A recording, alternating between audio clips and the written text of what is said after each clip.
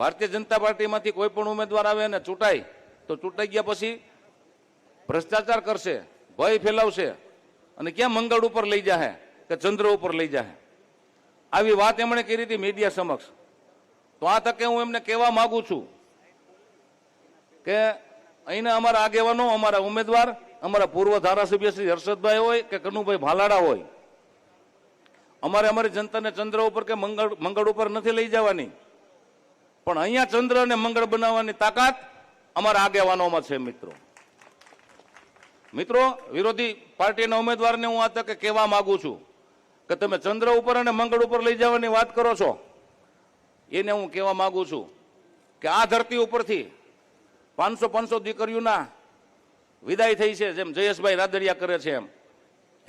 એ મંગળ જ કહેવાય અને ચંદ્ર કહેવાય. અમારી દીકરીઓને અમે અહીંથી સાસરે મોકલીએ છીએ. મિત્રો, ગૌચરની જમીન ફળદ્રુપ જમીન બનાવી અને 300 કરતા પણ વધુ ગૌ માતાને અહીંથી નિભાવણી કરીએ છીએ.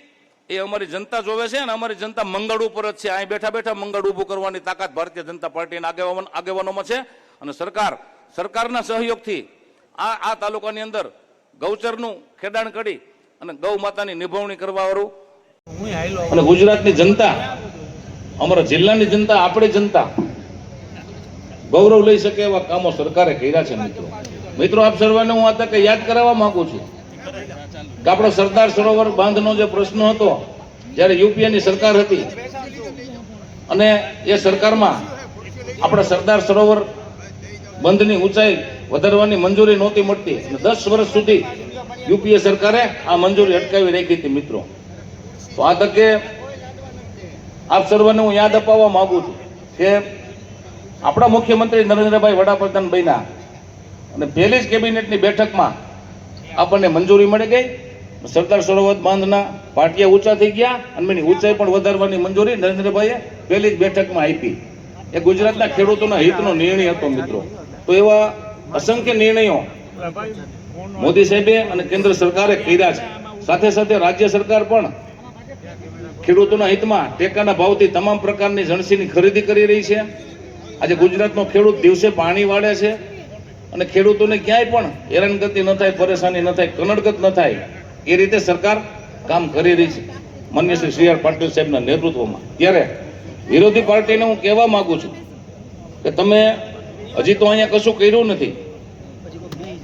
એક પણ નાનું એવું કામ તમારું અહીંયા બોલતું નથી. કોઈ સામાજિક કાર્ય બોલતું નથી, કોઈ રાજકીય સેવા બોલતી નથી, સામાજિક સેવા બોલતી નથી.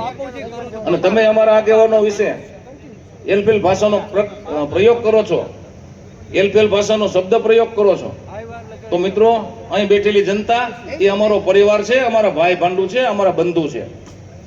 તમે જે ખોટા આક્ષેપો કરો છો ને અમારા આગેવાનોને જે સંબોધન આપો છો, મોહમ્મદ ગજનીની ઓલાદ, ગુંડાઓ બોલે છે, લુખ્ખાઓ બોલે છે, તો મિત્રો એની વાતનો જવાબ અહીં બેઠેલા તમામ કાર્યકર્તાઓએ 19મી જૂને મતદાનના રૂપમાં એકનો જવાબ મિત્રો પત્રથી આપવાનો છે. અહીં એવું પણ વાત કરવામાં આવી છે વિરોધી પાર્ટી દ્વારા કે ભારતીય જનતા પાર્ટીમાંથી કોઈ પણ ઉમેદવાર આવે અને ચૂંટાય તો ચૂંટાઈ ગયા પછી ભ્રષ્ટાચાર કરશે, ભય ફેલાવશે